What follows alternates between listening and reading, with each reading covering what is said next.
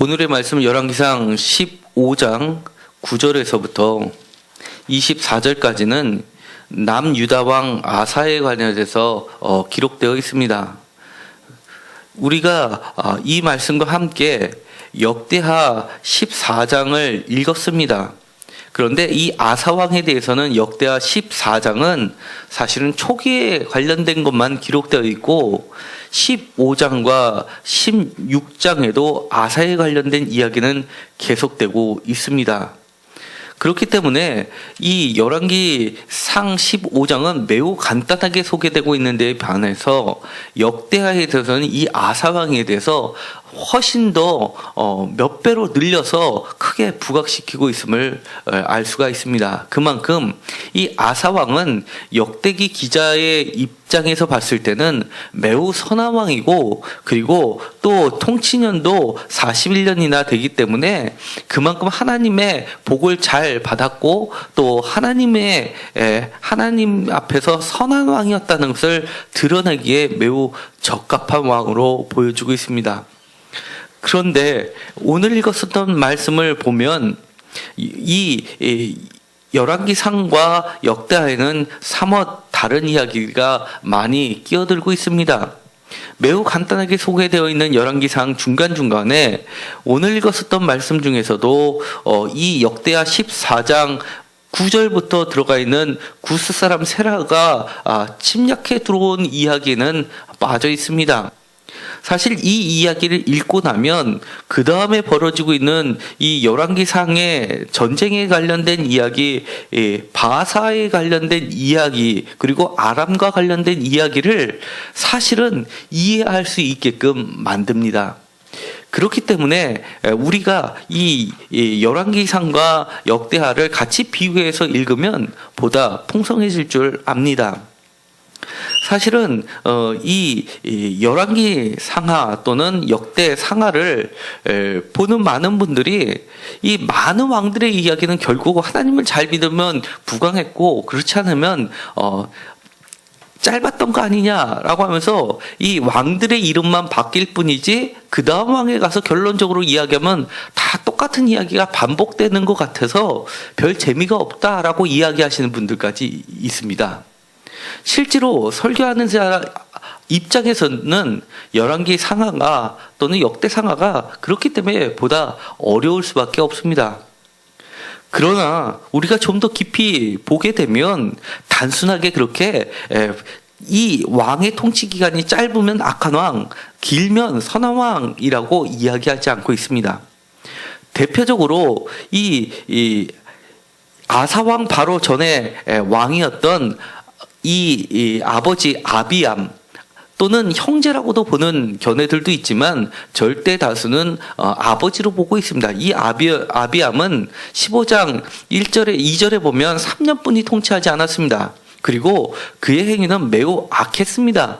그렇기 때문에 열왕기 상에서는 그를 매우 악했다라고 이야기하는 반면에 역대하 13장에 가면 그는 악했지만 그래도 선한 점이 있었다라고도 이야기합니다.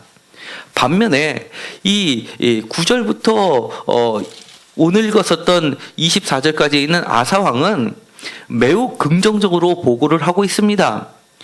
대표적으로 이 11절부터 이어지는 이야기, 다윗같이 여호와 보시기에 정직하게 행하고, 이처럼 아름다운 말이 어디 있습니까? 그 다음에 12절, 남색하는 자를 그 땅에서 쫓아내고, 그 다음에 우상을 없애고, 그 다음에 그 13절에는 아세라상을 찍어 패하고, 그리고 여러 가지 평생 여호와 앞에 온전하였다라고까지 이야기하면서 매우 선한 왕으로 그리고 있습니다. 그런데 반해서 이 역대하에 가면 우리가 읽지는 않았지만 이 16장에 가면 이 아사 왕에 대해서 매우 안 좋은 나쁜 모습을 드러내고 있습니다. 특별히 역대하 16장 7절부터 10절까지 보면,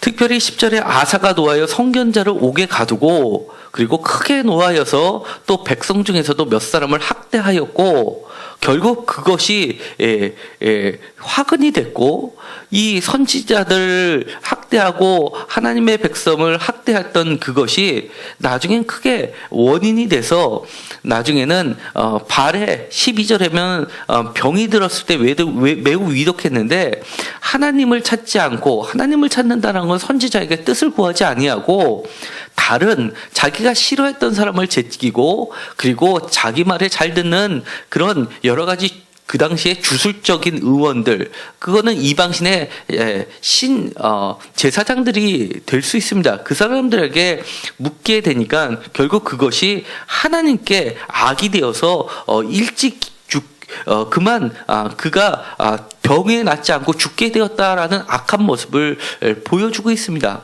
그렇기 때문에 단순하게 그렇게 기간이 길고 짧은 것 그리고 착한 일을 했다고 해서 무조건 다 선한 왕이다라고 이야기하는 것이 아니라 그것이 매우 우리의 인생을 그대로 담아내고 지금 21세기 오늘을 사는 우리들에게도 정말 사람 같은 얼음판을 걷듯이 그렇게 조심조심 깨어있지 않으면 결국 아무리 처음에 좋았어도 나중은 결말은 안 좋을 수도 있고 그리고 지금 현재 안 좋다고 해도 언제든지 하나님 앞에 바로 돌아서면 좋을 수 있는 새로운 기회가 있음을 이야기해주는 정말 인생을 대표하는 이야기들로 가득 차 있다고 할 수 있습니다.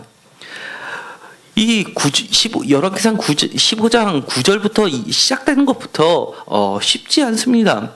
이스라엘의 여로보암 왕 제20년에 아사가 유다 왕이 되었는데 그의 어머니의 이름은 마아가라 아비살롬의 딸이더라 압살롬의 딸이더라 라고 되어 있습니다. 그런데 15장 2절에 보면 그의 아버지인 아비암도 그의 어머니 이름은 마아가요 아비살롬의 딸이더라 라고 되어 있다 보니까 이 표준세 번역에서는 이 10절을 그의 할머니는 아비살롬의 딸 마아가이다라고 하나는 할머니로 바꾸어 번역을 하게 됩니다. 그러면서 양 두 구절이 갖고 있는 불일치를 자연스럽게 해결하려고 하는 모습이 보이게 됩니다.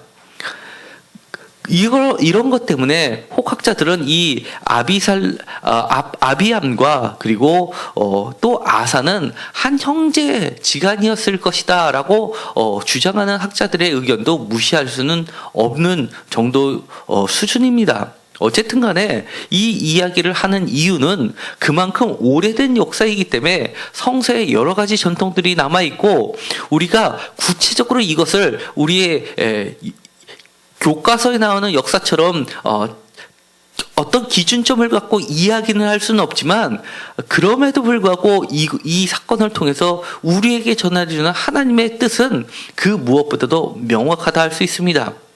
똑같은 배경 속에서 그의 아버지의 때와 이 아사왕의 때는 그 환경은 그렇게 틀리지 않았습니다.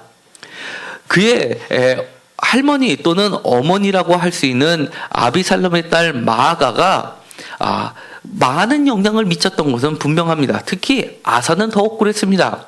아버지가 일찍 죽게 되고 왕에서 물러나고 죽게 되고 나서 자연스럽게 그의 할머니 또는 어머니가 대리 청정의 기간이 길었을 것으로 보입니다. 그렇기 때문에 일찍 왕이 되었기 때문에 그만큼 왕의 기간은 길었다라고 볼 수 있습니다. 그의 환경은 우상들로 가득 차 있었던 환경입니다. 그럼에도 불구하고 그는 나이가 어렸지만 어느 정도 자신의 의사결정을 할 수 있는 나이가 되면서 제일 먼저 했던 것은 바로 종교개혁이었습니다. 하나님 앞에 바로 서려고자 했던 그의 열심을 하나님께서는 그를 붙잡아 주시고 끊임없이 9절부터 초기에까지 이어지는 이야기의 핵심은 여호와 하나님께서 평화를 주셨다라는 것이 강조되고 있습니다. 그렇기 때문에 이 이야기를 보려면 역대하 14장을 보면 그 의도가 분명하게 나타납니다. 14장 1절에 보면 더 자세하게 소개가 됩니다. 그의 시대에 그의 땅이 10년 동안 평안하니라. 초기 10년을 이야기할 때 평안하였다라고 이야기합니다. 2절에 아사가 그의 하나님 여호와 보시기에 성과 정의를 행하여 그리고 종교개혁들을 일으키는 것들을 보게 됩니다. 산당을 없애고 주상을 깨뜨리며 아세라상을 찍고, 이거는 열왕기 상에 남아있는 이야기와 똑같습니다. 그 다음에 4절에 하나님 여호와를 찾게 하며 그의 율법과 명령을 행하게 하고, 이 역대하에만 나와 있는 이야기입니다. 그리고 5절에 보면 산당과 태양상을 없애며, 이것도 역대하에만 나와 있습니다. 산당을 없앴다라는 것은 14장 3절에도 반복이 되고 있습니다. 그런데 여기서 차이가 납니다. 열왕기 상 15장 14절에는 다만 산당은 없애지 아니하니라 라고 되어 있지만, 이 역대하 14장 3절과 그리고 5절에는 산당까지도 없앴다라고 이야기합니다. 사실 이것에 대한 견해는, 학자들은 중론은 이것은 산당은 없애지 않았지만 보다 적극적으로 표현했을 것으로 보고 있습니다. 왜냐하면 똑같이 역대하의 기록물인데도 불구하고, 특별히 15장 17절을 보면 이렇게 되어 있습니다. 역대하 15장 17절, 똑같이 아사왕에 대한 이야기인데, 산당은 이스라엘 중에서 제하지 아니하였으나 아사의 마음이 일평생 온전하였더라 라고 하면서 이 열왕기 상 15장에 있는 이야기가 일치하고 있기 때문에, 이 역사적으로도 열왕기상이 보다 오래된 기록물이기 때문에 산당은 제하지는 않았지만, 그래도 다른 왕들에 비해서 다윗 왕을 매우 닮고자 했던, 하나님께 바로 서고자 했던 그것만큼은 분명해 보입니다. 심지어 그의 할머니에 해당하는 우상을, 특별히 아세라 상하고 깊은 연관이 있었던 태울의 위를 패했다라고 하는 것은 사실은 어마어마한 사건이라고 할 수 있습니다. 그렇기 때문에 자신의 정치적 위험을 무릅쓰고서라도 그것을 단행했던 결단은 정말 전무후무할 정도로 그렇게 뛰어난 것임에는 분명합니다. 그 결과 그 이야기를 앞뒤로 싸고 있는, 그리고 끊임없이 흐르고 있는 이야기가 평화입니다. 1절에도 10년 동안 평안하였다. 그리고 또다시 5절에서도 평안을 누리니라. 6절에 여호와께서 아사에게 평안을 주셨으므로 그 땅이 평안하여 라고 하고, 7절에도 우리가 우리 하나님 여호와를 찾았으므로, 그리고 우리가 우리 주를 찾았으므로 주께서 평안을 주셨느니라 라고 7절에 하반절에도 이야기를 하고 있습니다. 그리고 형통하게 건축하게 했다라는 말로도 이어지고 있습니다. 그러니까 초기 10년 동안 이 아사왕의 이야기를 단축해보면 가장 중심이 되는 것은, 산당은 다 없애지는 못했을지라도 그 마음만큼은 온전하였기 때문에 하나님께서는 그에게 평화를 주셨고, 그리고 그는 백성들을 다시금 하나님 앞으로 돌리는데 커다란 공헌을 했다는 것을 보게 됩니다.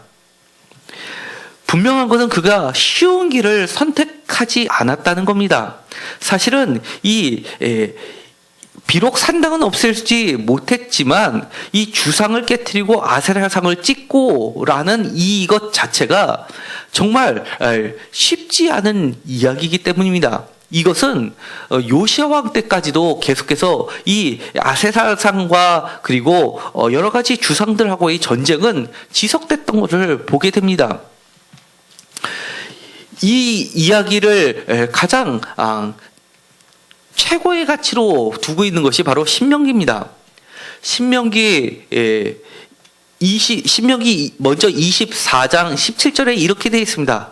이스라엘 여자 중에 창기가 있지 못할 것이요 이스라엘 남자 중에 남창이 있지 못할 것이니. 18절 창기가 번동과 개 같은 자의 소동은 어떤 선한 일로든지 내 하나님 여호와의 전에 가져오지 말라. 이들은 다 내 하나님 여호와께서 가정한 것입니다라고 하면서 신명기 24장 17절과 18절에 나와 있는 여자 창귀와 남자 남창에 대한 규정을 이 아사 왕은 극복했다는 겁니다. 제거를 했다는 겁니다.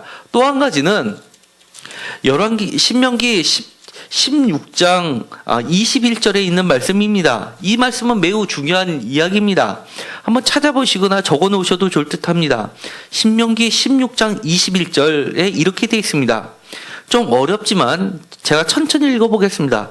내 하나님 여호와를 위하여 쌓은 제단 곁에 어떤 나무로든지 아세라상을 세우지 말며 22절 자기를 위하여 주상을 세우지 말라. 내 하나님 여호와께서 미워하시느니라. 많이 듣던 이야기이기 때문에 쉬울 거라고 생각하지만 다시 한번 읽어보면 이렇습니다. 내 하나님 여호와를 위하여 쌓은 제단 곁에 어떤 나무로든지 아세라상을 세우지 말며, 단순히 아세라상을 세우지 말라라고 이야기한 것이 아니라 내 하나님 여호와를 위하여 쌓은 제단 곁에 어떤 나무로든지 아세라상을 세우지 말라는 겁니다. 왜 하필이면 여호와 제단 옆에 아세라상을 그동안 쌓아왔던 것일까요? 이것은 사실은 고고하게 발견되기 전까지는 이것의 의미를 정확히 잘 몰랐습니다. 다른 곳에 있는 아세라상이라면 이해가 됐을 텐데 여호와 옆에 쌓는 아세라상은 과연 무엇일까 하는데 고고학에서 발견을 하다 보니까 이런 말이 나왔습니다. 야훼와 그의 부인 아세라라는 그런 문구가 발견이 됐습니다. 그러니까 이 시대 사람들이 생각하기에 가나안 종교와 야훼 종교를 혼합함으로써 하나님만 섬기는 것이 아니라 하나님도 섬기고 혼합 종교, 가나안 종교도 다 섬겼고 그 다음에 더더욱 나아가서 이 남신은 과거에 같으면 바알과 그의 부인 아세라 또는 바알과 그의 누이 아세라, 누이와 부인은 같은 개념으로 갈 수 있었습니다. 예를 들어서 아브라함이 그의 부인을 누이라고 소개한 것은 바로 가나안 신화에서 배경이 된 겁니다. 그것처럼 이 바알과 그의 부인 아세라가 바알이 없어지면서 야훼와 그의 부인 아세라로 발전하게 된 겁니다. 그러다 보니까 이 아세라상을 버리지 못하면서 야훼 신앙과 아세라를 마치 짝신처럼 부부 관계인 것처럼 그렇게 섬겨왔던 것들입니다. 그런데 그것이 이 아사왕 때만 그런 것이 아니라 그 이전부터 되어왔던 겁니다. 특별히 열왕기상 14장 23절에 이렇게 되어 있습니다. 유다 왕 르호보암의 죄 중에 들어가 있는 것이 세 가지를 제가 주보에다 지난주 주일날 주보에다 실었습니다. 세 가지 중에서 하나가 바로 아세라상, 그리고 산당과 아세라상을 세운 것, 두 번째가 남색하는 자, 그 다음에 세 번째가 백성들이 가증한 것을 본받게 한 것이 바로 남유다 일대 왕 르호보암의 세 가지 지었습니다. 그런데 여기서 보면 아세라상을 세우기 시작한 것이 바로 적극적으로 세우기 시작한 게 르호보암 일대 왕입니다. 그런데 그것을 3대 왕이 돼서야 비로소 국가에서 마치 장려되듯이 세워진 것을 3대 왕이 되어서 비로소 그것을 짓기 시작했다는 겁니다. 그렇기 때문에 그는 많은 비난을 받았을 수도 있습니다. 왜냐하면 이 아세라상은 모신입니다. 자녀를 많이 낳게 하려면 아세라상에게 신에게 빌었던 것입니다. 그런데 이 자식이 많은 것은 복이라고 생각했는데 그것이 복이 아니다라고 그 아세라상을 깨트리는 순간 많은 반발이 있었을 겁니다. 우리가 잘 알고 있는 엘리야의 사건, 바알과 엘리야의 갈멜살 사건을 다 기억하실 겁니다. 450명, 400명 도합 850명의 이방신 사제들과 싸울 때도 바알 신의 제사장들은 다 죽였는데 아세라 신의 제사장들은 죽이지 못했던 것도 엘리야입니다. 그렇기 때문에 이 아세라상에 대한 뿌리 깊은 민간 신앙, 토속 신앙이 얼마나 무서운지 우리가 짐작할 수 있습니다. 그런데도 불구하고 백성들의 반발을 의식해서 자기 왕권이 흔들릴 수도 있음에도 불구하고 그는 과감히 정리하기 시작했다는 겁니다. 그 결과 하나님께서는 그에게 많은 평화를 주셨습니다. 그의 아버지가 악하다라고 열왕기상에서는 끊임없이 악하다는 이야기만 합니다. 그런데 그의 아버지를 이야기할 때 우리가 생각한 것처럼 야훼 신을 전혀 안 섬겼느냐라고 하면 그렇지 않음을 우리가 볼 수 있습니다. 열왕기상 15장 15절에 보면 아사왕이 했던 것 중에 이게 있습니다. 그가 그의 아버지가 성별한 것과 자기가 성별한 것을 여호와의 성전에 받들어 드렸으니 곧 은과 금과 그릇들이더라. 그 이야기는 그의 악한 왕이라고 이야기했던 그의 아버지 아비암도 여호와께 성별하여 드릴 정도로 그렇게 하나님도 잘 섬겼다는 이야기입니다. 문제는 하나님만 섬긴 것이 아니라 하나님과 그의 짝신 아세라뿐만 아니라 온갖 잡신들도 다 혼합하여 섬겼던 혼합신을 섬겼던 것을 이야기하는 겁니다. 성경에서 이야기하는 것은 하나님을 잘 섬겨라 라고 이야기하는 것이 아니라 하나님만이 신이다, 하나님만 섬겨라 라고 이야기하는 것이지 여러 신들이 있으니까 다른 신들보다 더 잘 하나님을 섬겨라 라고 이야기하는 것이 아니기 때문입니다. 그렇기 때문에 이 아사왕이 취했던 것은 사실은 자기의 왕권을 걸고 하나님께 온전히 바쳤던 그의 마음을 볼 수가 있습니다. 그럼에도 불구하고 다만 산당은 없애지 아니하니라라고 했던 그 배경을 우리는 이해할 필요가 있습니다. 예루살렘 성전이 세워지고 나서는 그 다음부터는 남유다에서는 예루살렘 성전만이 하나님의 성전인 것처럼 왕권 중심의 신앙을 대변하고 있습니다. 그거에 비해서 이 여로보암이 북이스라엘 왕이 돼서 제일 먼저 한 것이 주요 북이스라엘에 있었던 오랜 정도의 성소들을, 지방 성소들을 다시금 활성화시킵니다. 대표적으로 제일 먼저 했던 것이 세겜이었습니다. 그리고 그 밖에 베델도 있었고 단도 있었습니다. 그런데 사실은 이 지방 성소들이 했었던 역할이 우리가 단순하게 지금 이야기했던 것처럼 산당에서 매우 부정적인 말로 표현해버리기에는 그 의미가 사실은 깊습니다. 사무엘상 7장 15절에 보면 이렇게 되어 있습니다. 사무엘상 7장 15절에 사무엘이 사는 날 동안에 이스라엘을 다스렸으되 16절 해마다 베델과 길갈과 미스바로 순회하며 그 모든 것에서 이스라엘을 다스렸고 17절 라마로 돌아왔으니 이는 거기에 자기 집이 있습니다. 거기서도 이스라엘을 다스렸으며 또 거기에 여호와를 위하여 제단을 쌓았더라. 주요 지역마다 제단을 쌓았습니다. 쉽게 이야기하면 산당을 세웠다는 이야기입니다. 그리고 주요 곳, 이 베델, 길갈, 미스바 이런 것은 역대 그들의 족장들이 하나님을 만났던 매우 중요한 산당들이었습니다. 그런 곳에서 이스라엘 신앙이 보존이 됐고 그것이 그들의 삶의 중심이 되었습니다.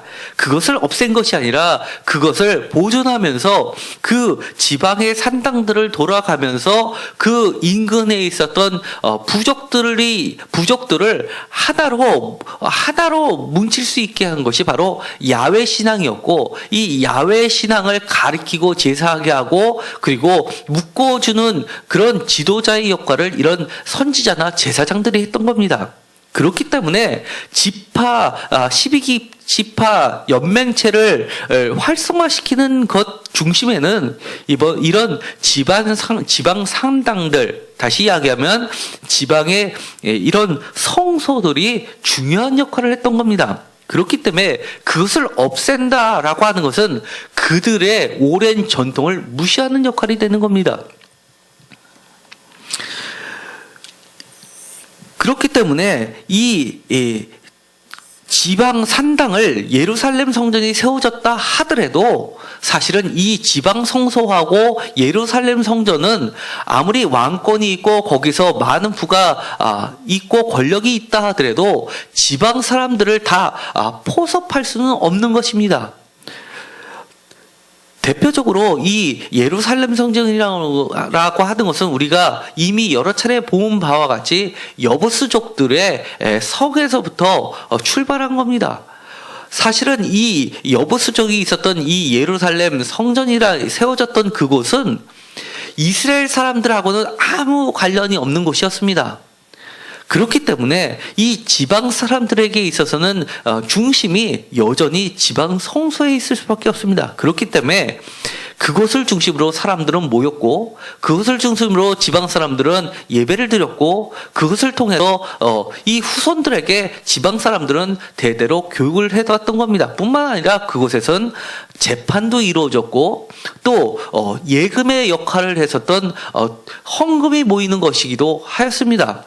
헌금만 드려졌을 뿐만 아니라 예를 들어서 무엇인가 서원을 하고 지참금 또는 보증금 형식으로 맡겨두는 예탁금들은 바로 이런 지방성소를 중심으로 이루어졌던 겁니다. 이 지방성소에서 모아졌던 것이 1차적으로 모아지고 나서 이 중앙성소로 다시금 이동되는 거점 역할을 했던 것이 지방성소였기 때문에 사실은 오늘날에 이야기하면 중앙정부가 있고 동사무소처럼 그렇게 각 곳에 수적의 역할을 했던 게 지방산당이었습니다. 그렇기 때문에 이 산당을 없앤다는 것이 사실은 쉽지 않은 일이었습니다. 그렇기 때문에 산당을 하나님께 예배드리는 곳이냐 아니면 이런 이방 잡신들하고 같이 엮어서 드려지는가가 더 중요한 것이지 반드시 지방에 있고 예루살렘 성전이 아니라서 하나님이 거부하신 것은 아니라는 것은 분명히 할 필요가 있습니다. 만약에 이 장소가 문제가 됐다면 북이스라엘은 출발부터가 안 됐을 것이기 때문입니다. 실로 사람 아이야 선지자가 주축이 됐던 것도 바로 예루살렘 성전과 이 실로 지방 성소 간의 종교 전쟁이었다고도 할 수 있기 때문입니다. 중요한 거는 이 아사가 이 가운데서도 하나님에 대한 마음이 올곧았다는 것이 중요합니다. 그것을 단적으로 드러내는 것이 바로 9절부터 있었던 전쟁 이야기입니다. 구스 사람 세라가 그들을 치러 군사 100만 명과 병거 300대를 거느리고 마레사의 이름에라고 되어 있는데 이 구스 사람은 이디오피아 사람들을 이야기합니다. 이것은 아마 솔로몬 왕 이후에 그러니까 르호보암 때 바로 애굽의 시삭이 쳐들어와서 이쪽에다가 초소를 세웠던 곳이었던 것으로 봅니다. 한마디로 주둔지를 놔두고 그것에서 조공이나 물자를 받아서 애굽으로 보내는 역할을 했었던 용병들이 바로 구스 사람들이었습니다. 그런데 이들이 바로 남유다를 침공하기 시작합니다. 군대도 월등히 많았습니다. 그러자 이 아사가 했던 것이 있습니다. 11절에 그의 하나님 여호와께 부르짖어 이르되 여호와여 힘이 강한 자와 약한 자 사이에는 주밖에 도와줄 리가 없사오니 우리 하나님 여호와여 우리를 도우소서. 우리가 주를 의지하오니 주의 이름을 의탁하옵고 이 많은 무리를 치러 왔나이다. 여호와여 주는 우리 하나님이시니 원하건대 사람이 주를 이기지 못하게 하옵소서 하였더니 표준세 번역에서는 11절을 이렇게 이야기합니다. 인간이 주님을 이기지 못하게 해 주시옵소서 라고 이야기합니다. 11절은 이렇게 번역합니다.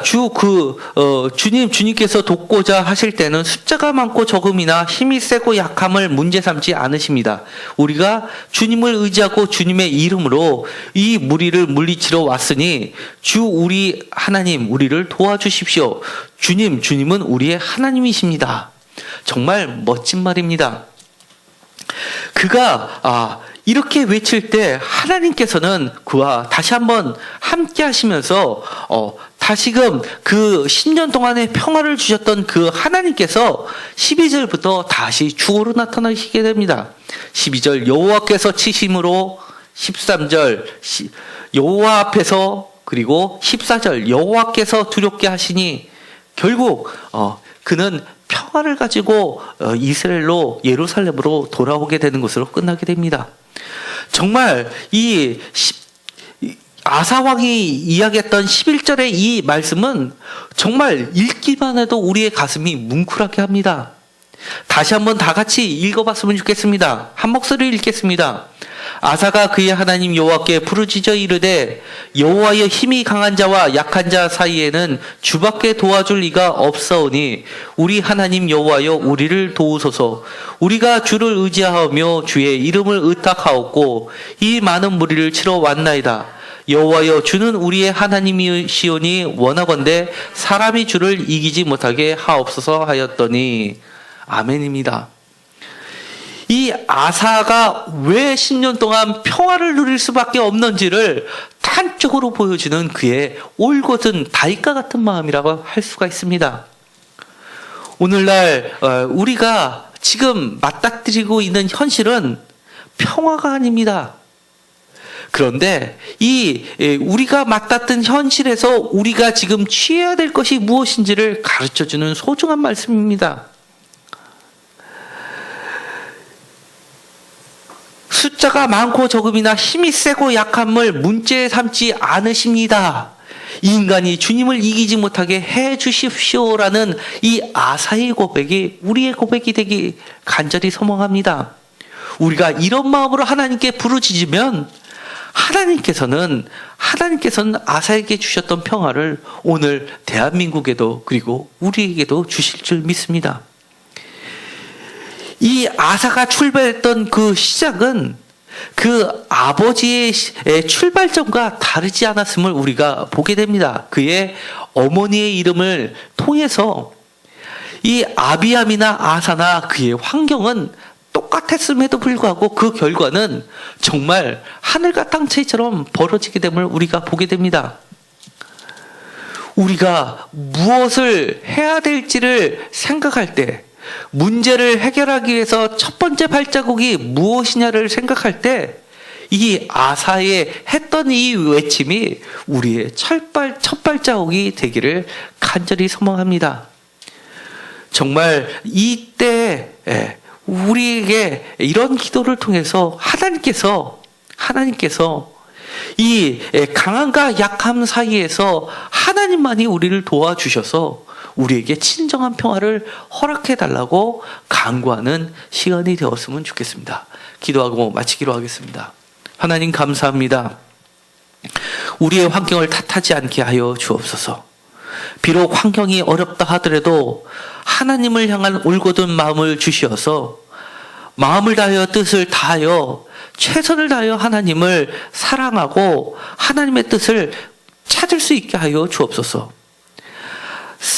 힘이 세고 약함을 보지 않게 하시고 수가 많고 적음을 보지 않게 하여 주시옵시고 오직 하나님만을 바라볼 수 있게 하여 주시옵시고 하나님의 도움을 간구할 때 하나님께서 우리에게 평화도 주시고 우리에게 많은 참된 복락도 주실 줄 믿습니다.